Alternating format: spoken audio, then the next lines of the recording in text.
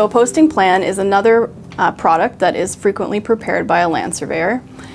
This is a statutory plan that is prepared pursuant to the Land Title Act, and it's prepared when a survey corner, a post on your property has been replaced. So let's say someone phones and they want to know where their property corners are, and we can only find 3 of the 4 corners, and they want to have the 4th corner replaced. We would do a survey, physically do a survey, replace that monument, and file a plan to act as a record of the survey in the Land Title Office for other land surveyors and people in the future to know where that post came from. So a witness post is a post set in a location more conducive to putting something in the ground. Generally, the actual true property corner will be such that it's impossible to set the corner, or a lot of times physically unreasonable to even access.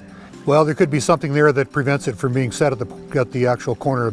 Big tree, big stump, great big rock, or over top of a bank like what's behind us here, that the corner may be out in the middle of that abyss out there, and you just can't set it there. So we would set one somewhere near the as close to the corner as we can, in a safe position, and somewhere where it won't get destroyed by one thing or another.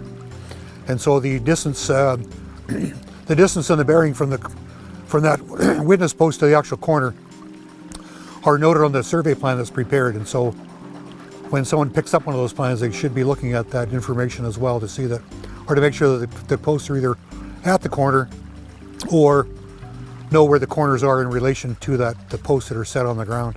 It's not the actual property corner, it's on the line of the property boundary. So if you see a post in the ground, a survey post, typically it could be a witness, which it could be anywhere from basically any distance from the actual property boundary. And you wouldn't know that unless you looked at the plans.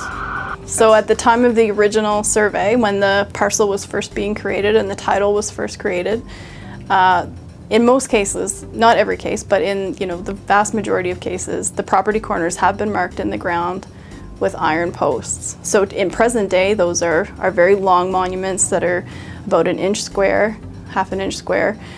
And oftentimes people see the white guard stakes and think those are the property corners, but those are actually just reference points for us.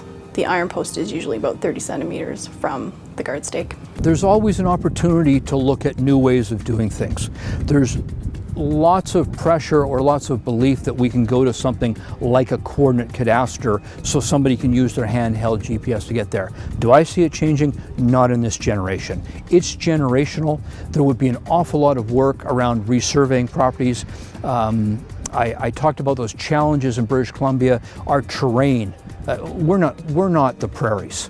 We're not flat, consistent terrain. We're up and down. We're heavy bush, water boundaries that are ambulatory. There are so many challenges. As well, we live on a tectonic plate.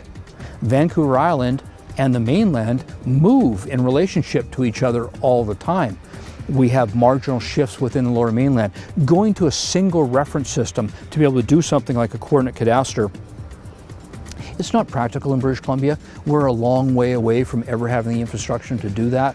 I think those conversations will begin, not in my lifetime.